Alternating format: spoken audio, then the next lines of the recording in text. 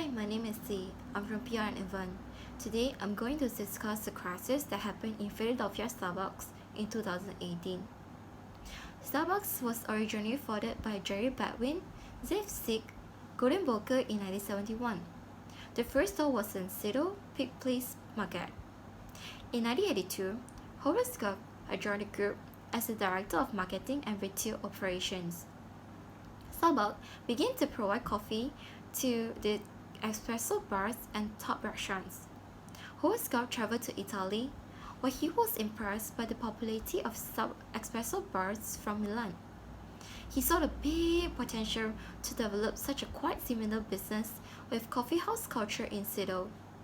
Horace Gov convinced the founders of Starbucks to try the coffee house concept that he saw, but they rejected.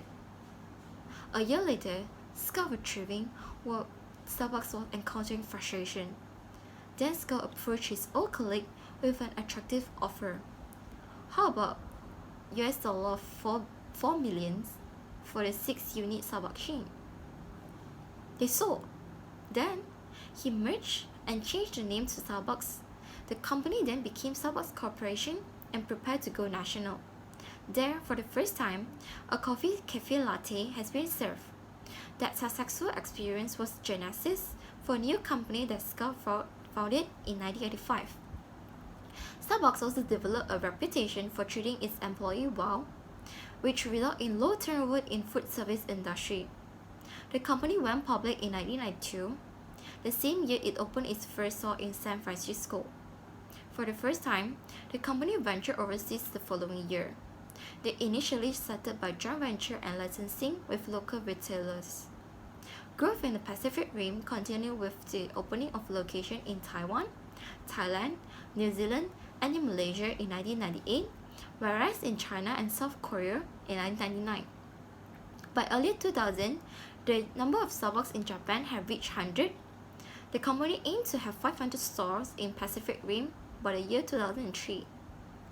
By nearly any measure, Starbucks has been ultra successful with a total store of 30,000 across 80 markets. Starbucks offers some of the finest coffee in the world, grown, prepared, and served by the finest people, which are their employees, who also serve as partners, are at the heart of Starbucks experience. Up until the Philadelphia incident in 12 April 2018, there were 2 men in Philadelphia Starbucks arrested by the police officer. The reason being was because the manager of Starbucks made a phone call to police to come and arrest the 2 men who were accused of loitering in the store without any intent to purchase. One of the men would refuse to use the store bathroom. Other customers recorded the whole incident, including what to be appeared at 1 people sitting on tables without making any order. In fact, the 2 men did not making orders were waiting their friend to show up, but unfortunately it turns up to police officer. A cell phone video went viral and instantly attracted worldwide attention and accusation of racism. The video showed that the arrestee had done nothing to merit such a fate. The first consideration in managing any crisis is to avoid making the situation worse.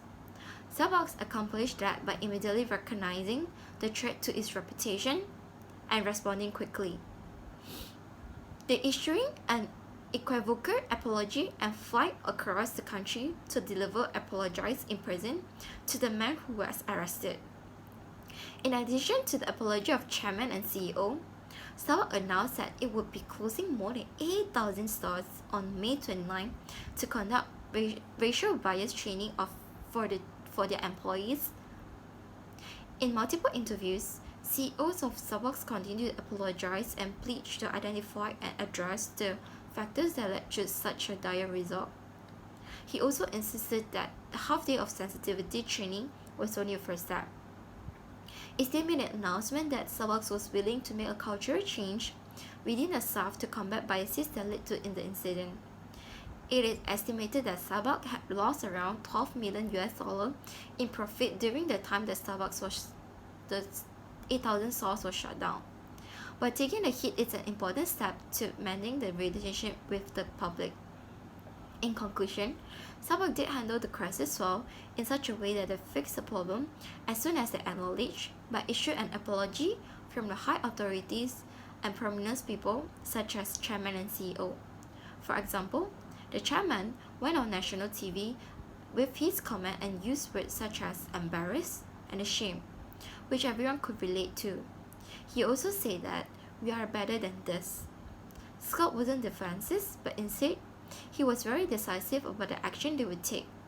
Last but not least, Starbucks leadership acted with urgency. This could have gone out of control, but the speed in which they acted has shown the importance they were placing on the incident that happened in Philadelphia Starbucks.